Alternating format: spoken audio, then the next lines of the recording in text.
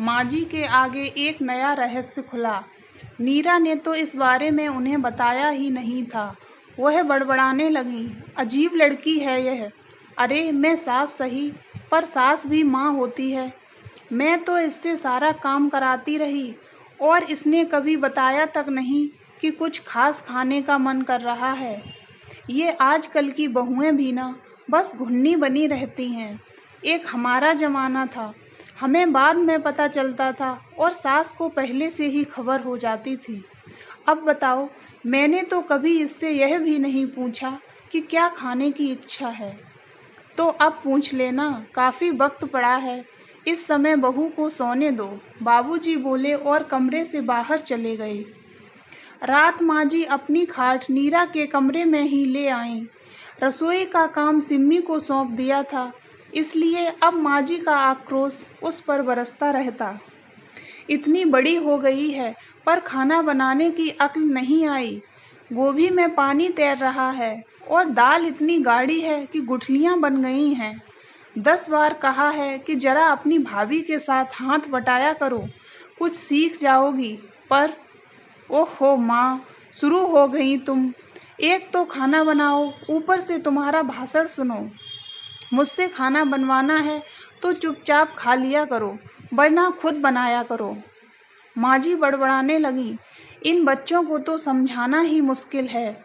माँ जी 2-2 घंटे बाद अदरक सौंफ वाला दूध लेकर नीरा के पास आ जाती, खुद अपने हाथों से उसे दवा देती, रात भर माथा छू छू कर उसका बुखार देखती रहती। अपने प्रति माँ जी को इतना चिंतित देखकर नीरा हैरान थी। बड़ बोली माँ जी के अंदर उसकी इतनी फिक्र है और उसके प्रति इतना प्रेम है, आज तक कहाँ समझ पाई थी वह तो माँ जी के बोलने और टोकने पर ही सदा खींचती रही। नीरा 4-5 दिन बुखार की चपेट में रही। माँ जी बराबर उसके सिरहाने बनी रहीं, उसे दवा, दूध, चाय, खिचड़ी आदि सब अपने हाथ से देती थीं। कई बार नीरा को लगता जैसे उसकी माँ ही सिरहाने बैठी हैं। उसका बुखार उतर गया था, पर माँ जी उसे अभी जमीन पर पाँव नहीं रखने देती थी कि कहीं कमजोरी से दोबारा बुखार न आ जाए। दोपहर को पड़ोस से रम्मो चाची उसका हाल पूछने आई थी। उसके माथे पर हाथ रखकर बोली, माथा तो ठंडा पड़ा है, बुखार तो नहीं है। नीरा ने जवाब दिया, हाँ, अब कल से बुखार नहीं है।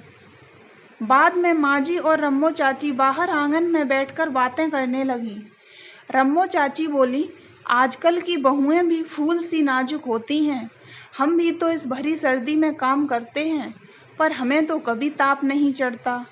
ये तो बस छुई मुई सी हैं।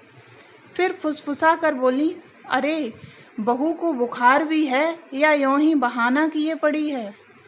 आजकल की बहुएं तो तुम जानो ऐसी ही होती हैं। तभी माँ जी का तीव्र स्वर सुनाई दिया, बस बस रम्मो, तुम्हारा दिमाग भी कभी सीधी राह पर नहीं चला। तुमने कभी अपनी बहुओं के दुख दर्द को समझा नहीं।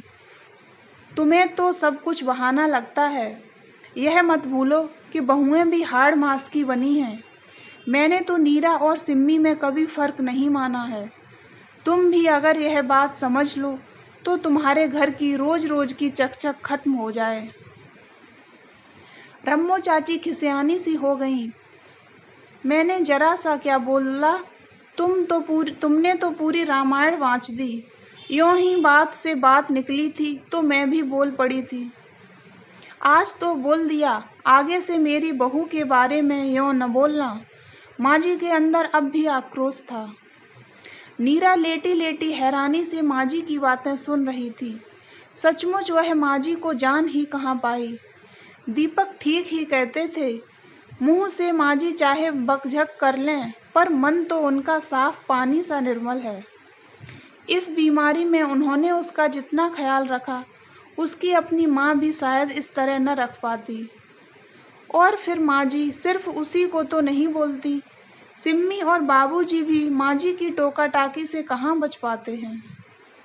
यह तो माँ जी का स्वभाव ही है। वैसे इस उम्र में आकर औरतें अक्सर इस स्वभाव की हो ही जाती हैं।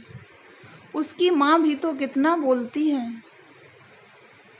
पर फर्क सिर्फ यह है कि वह माँ है और यह सास। उनका कहा वह इस कान से सुनकर उस कान से निकाल देती थी और सासू माँ का कहा गांठ बांधकर रख लेती थी। अभी तक उसने सिक्के के एक ही पहलू को देखा था, दूसरा पहलू तो अब देखने को मिला जिसमें ममता और प्रेम भरा है। नीरा उठी, मेज पर रखे भैया को लिखे खत को उठाया और उसके टुकड़े टुकड़े कर दिए। मायके जाने का विचार उसने छोड़ दिया। दीपक के आने तक वह माँ जी के साथ ही रहेगी। माँ जी का दूसरा ममतापूर्ण और करुणामय रूप देखकर अब इस घर से जाने की इच्छा ही नहीं हुई।